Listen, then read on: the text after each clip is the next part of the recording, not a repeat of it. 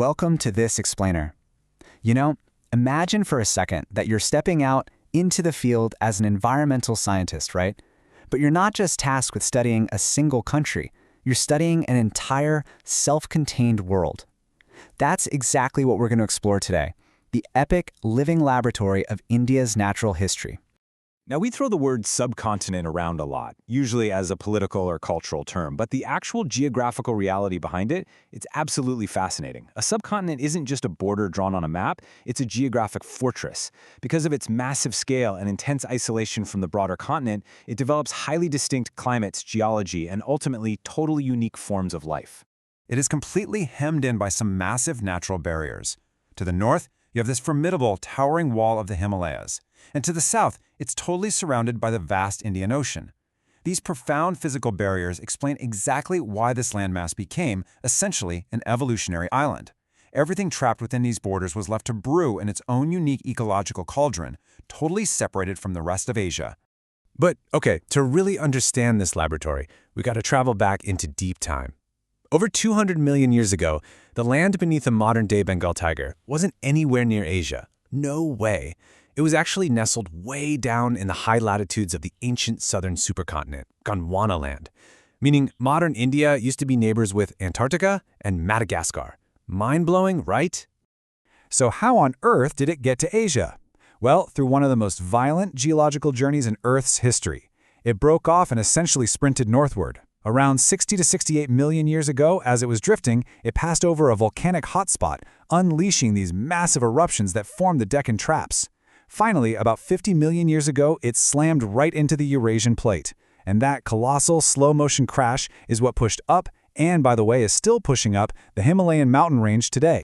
Now, the absolutely crucial point here is how this tectonic crash built a massive climate engine. You've got two key players working in perfect tandem. First, the Himalayas act like this giant physical dam, totally blocking the frigid, dry winds of Central Asia from freezing the subcontinent. Second, the Thar Desert in the west heats up intensely, and that creates a thermal low-pressure zone. This acts just like a giant vacuum, forcefully drawing in all those moisture-laden southwest monsoon winds right off the ocean. It's a brilliantly tuned cause-and-effect relationship driving the entire region's weather. It's pretty wild to think about, but because of this geographic enclosure and that unique monsoon engine, India possesses a staggering climatic tapestry. You've got the arid extremes of the Thar Desert, the freezing alpine tundras way up high in the northern mountains, and then incredibly lush tropical rainforests thriving down in the south. This intense variety of distinct microclimates, that is exactly the recipe you need to create an absolute explosion of diverse life. So, when we look at all this from an environmental science perspective, we hit upon a really critical concept, the biodiversity hotspot. Now, this isn't just some casual buzzword for a nice nature reserve. To earn this title globally, a region has to meet some seriously strict criteria.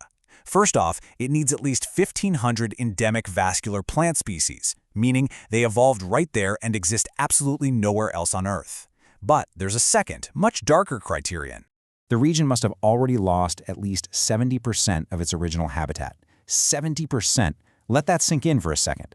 I really want to emphasize that staggering number because a hotspot is defined just as much by its extreme vulnerability as its ecological wealth. These ecosystems are globally recognized precisely because they are so heavily threatened. They are, literally, the absolute front lines of conservation.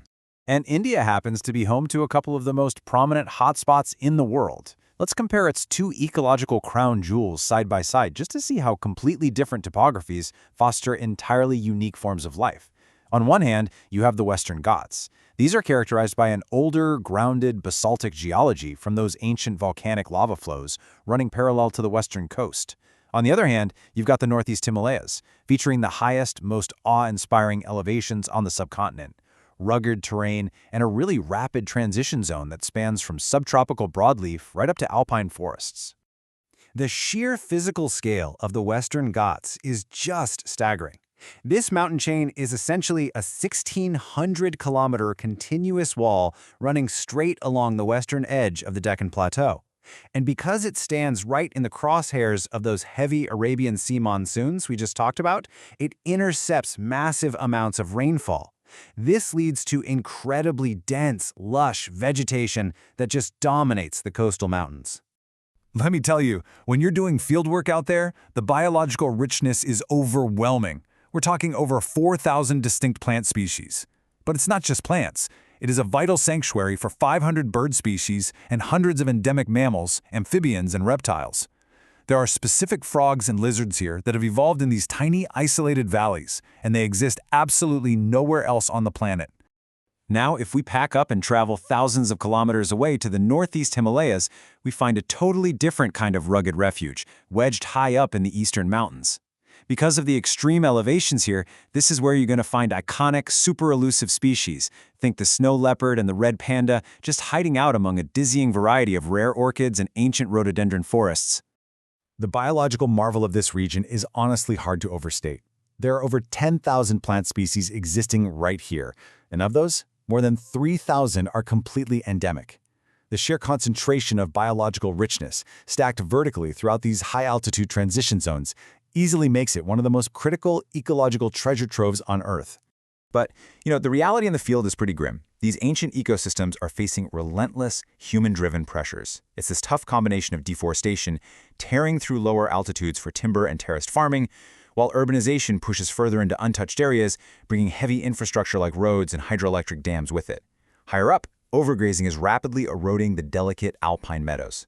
The pressure is just coming from all sides, heavily fragmenting the specific habitats these species desperately rely on.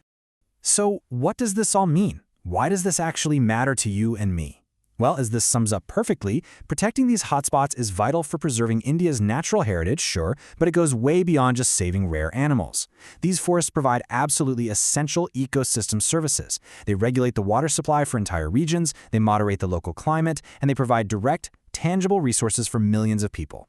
At the end of the day, the survival of these biological hotspots is intrinsically tied to the survival and stability of human populations. Which really brings us to a final provocative thought. India is a landmass that has survived hundreds of millions of years of violent tectonic drift, massive volcanic eruptions, and a colossal continental collision that literally pushed up the roof of the world.